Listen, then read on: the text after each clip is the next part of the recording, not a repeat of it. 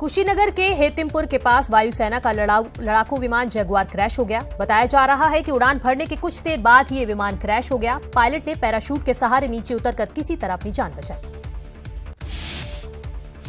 इस दुर्घटनाग्रस्त जगुआर को विंग कमांडर कटोच उड़ा रहे थे। क्रैश से पहले पायलट विंग कमांडर कटोच विमान से एग्जिट हो चुके थे। फिलहाल हादसे की जांच के आदेश दे दिए गए हैं। कल प्रयागराज कुंभ में यूपी कैबिनेट की बैठक होगी, लेकिन मंत्री ओम प्रकाश राजभर ने कैबिनेट की बैठक में हिस्सा लेने से इनकार कर दिया है।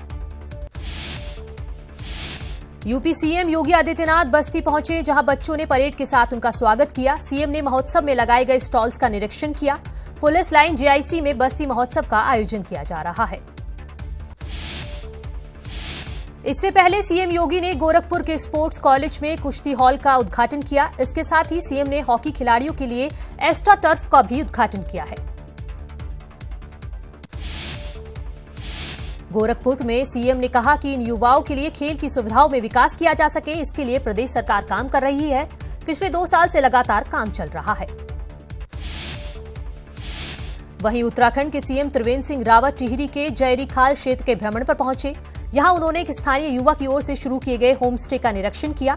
इस दौरान सीएम ने कहा कि होम स्टे कॉन्सेप्ट से प्रदेश में पर्यटन को बढ़ावा मिलेगा।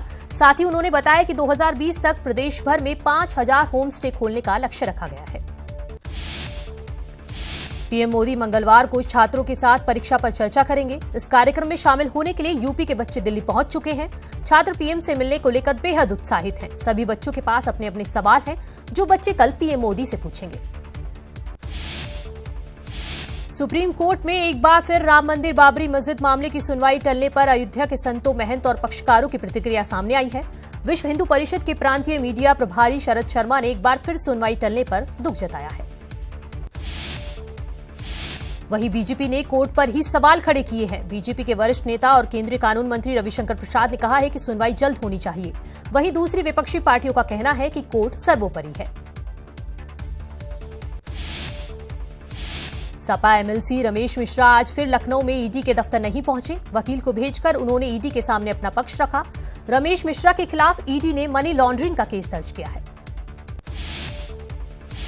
भदोही में हर्ष फायरिंग में एक अधेड़ की गोली लगने से मौत हो गई। बारात में आया अधेड़ जनवासा में ऑर्केस्ट्रा देख रहा था।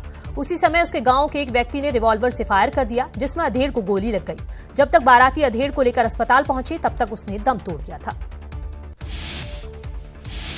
सीएम योगी आदित्यनाथ ने अमरोहा में हुई मुठभेड़ में शहीद हुए सिपाही के परिजनों के लिए मदद की घोषणा की है। सीएम ने परिजनों को 50 लाख रुपए की आर्थिक मदद देने और परिवार के एक सदस्य को नौकरी देने का ऐलान किया है।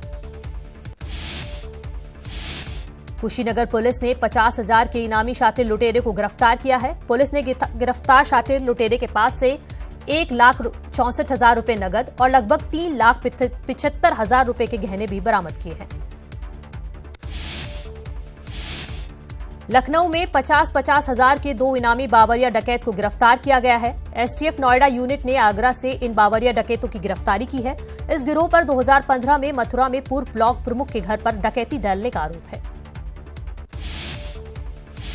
मेरठ के पल्लवपुरम थाना क्षेत्र के कच्ची कॉलोनी में एक टाइल्स फैक्ट्री में 2 शव मिलने से हड़कंप मच गया। पुलिस के मुताबिक फैक्ट्री मालिक ने बाइक चोरी के आरोप में इन दोनों की पीट कर हत्या की। पुलिस की पूछताछ में आरोपी ने अपना जुर्म कबूल किया है।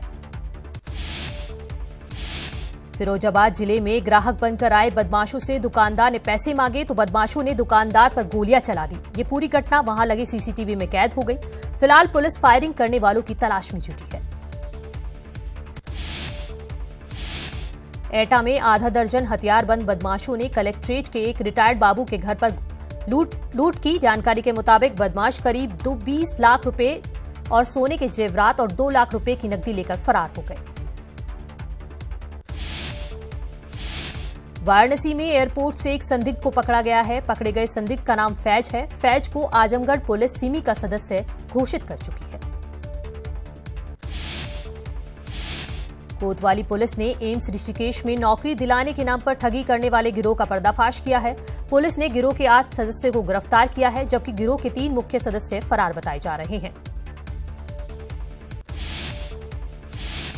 महोबा में तेज रफ्तार कार पेड़ से टकरा गई। हादसे में एक मासूम की मौत हो गई, जबकि 5 लोग गंभीर रूप से घायल हो गए। ये परिवार एमपी के छतरपुर का रहने वाला था। अमेठी में स्कूली बस और डीसीएम की टक्कर हो गई। हादसे में बस और डीसीएम ड्राइवर समेत 4 बच्चों को मामूली चोटें आई हैं। सभी का जगदीशपुर सीएचसी में इलाज चल रहा है।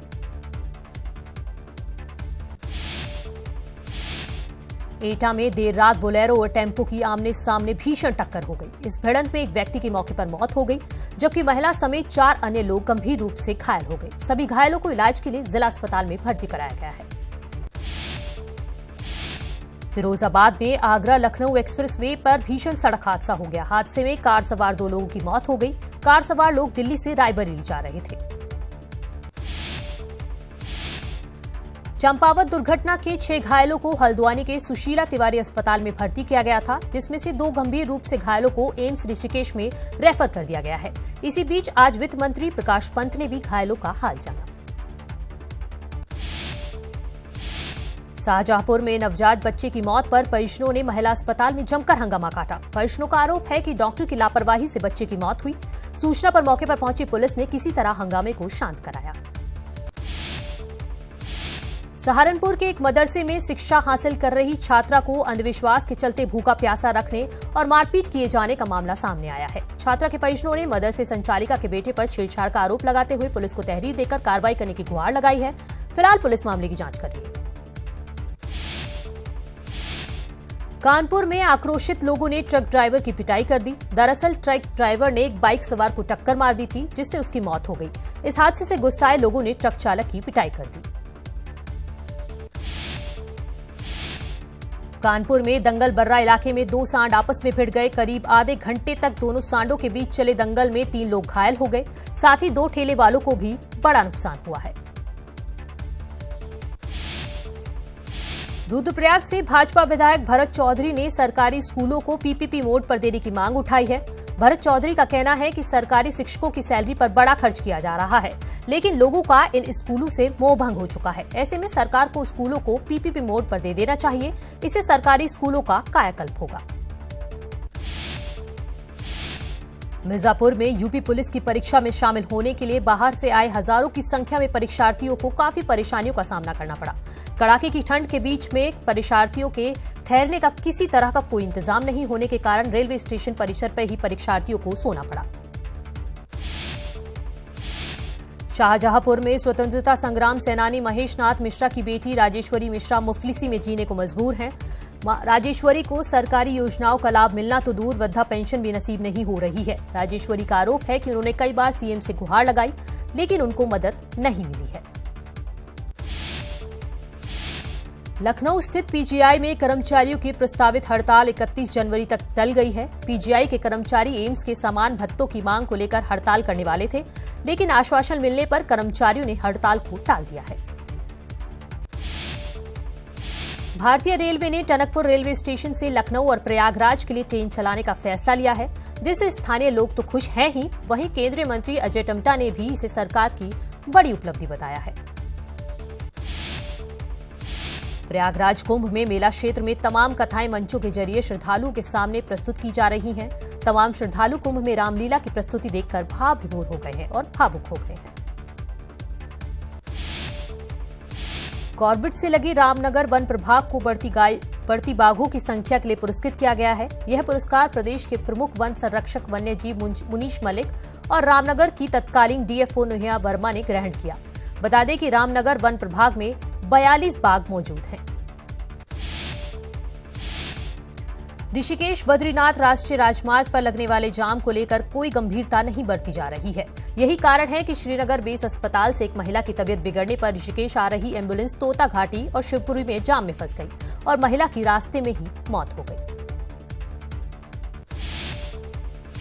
उत्तराखंड के चकराता में घूमने आए दिल्ली के एक युवती समेत 4 पर्यटक भारी बर्फबारी के कारण पिछले 7 दिनों से फंसे हैं। पर्यटकों ने वीडियो जारी कर प्रशासन से उन्हें सुरक्षित बाहर निकालने की गुहार लगाई है। वहीं एसडीएम अपूर्वा सह ने तहसीलदार चकराता को बर्फबारी में फंसे पर्यटकों को सुरक्षित रास्ते से बाहर निकालने के निर्देश दिए हैं। उत्तराखंड में बर्फबारी के बाद हालात खराब हैं। केदारनाथ में अब तक 8 फीट से ज्यादा बर्फ पड़ चुकी है, जिसकी वजह से 30 से ज्यादा सड़कें बंद हैं। वहीं इसी बीच रुद्रप्रयाग के पर्यटक स्थल बढ़ाली ताल में पर्यटकों के साथ ही स्थानीय लोग भी बर्फबारी का जमकर लुत्फ उठा रहे हैं और गढ़वाली गानों पर बर्फबारी में ही थिरक रहे हैं। पहाड़ों में भारी बर्फबारी ने इंसानों की मुसीबत तो बढ़ाई ही है, मवेशियों की जान भी आफत में डाल दी है। पिथौरागढ़ के मुंसियारी में लीलम इलाके में बर्फ का पहाड़ गिरने से 35 भेड़ बकरियों की मौत हो गई। पीड़ित भेड़ पालक गोविंद सिंह ने प्रशासन से उचित मुआवजे की मांग की है। वहीं ओली में 11,000 फीट की ऊंचाई पर जवानों का जज्बा देखने को मिला। यहां कड़ाके की ठंड के बीच आईटीबीपी के जवान मार्शल आर्ट्स की ट्रेनिंग करते दिखे। पहाड़ों में बारिश और बर्फबारी के बाद एक बार फिर से सीमांत क्षेत्र खटीमा में मौसम का मिजाज बदला है। आज सुबह से ही सितारगंज रोड और टनकपुर रोड में घना कोहरा छाया हुआ है, जिससे ठंड में तो इजाफा हुआ ही है, साथ ही घना कोहरा होने से राहगीरों की मुश्किलें भी बढ़ गई हैं। टिहरी में पिछले दिनों हुई बर्फबारी के बाद से जनजीवन अस्त व्यस्त है। वहीं चंबा धनोल्टी मोटर मार्ग भारी बर्फबारी के चलते 4 दिनों से बंद है। कद्दूखाल के पास भारी बर्फबारी के चलते कई वाहन फंसे हैं और धनोल्टी के ऊंचाई वाले गांव में बिजली ठप होने से ग्रामीण परेशान हैं। रिलायंस जियो के फोन पर अब ग्राहक IRCTC की रेल टिकट बुक कर सकते हैं। इसके लिए रिलायंस जियो ने जियो रेल नाम से एक खास ऐप लॉन्च किया है। इस ऐप के जरिए ग्राहकों को टिकट बुकिंग के लिए लंबी लाइनों और एजेंटों से मुक्ति मिलेगी।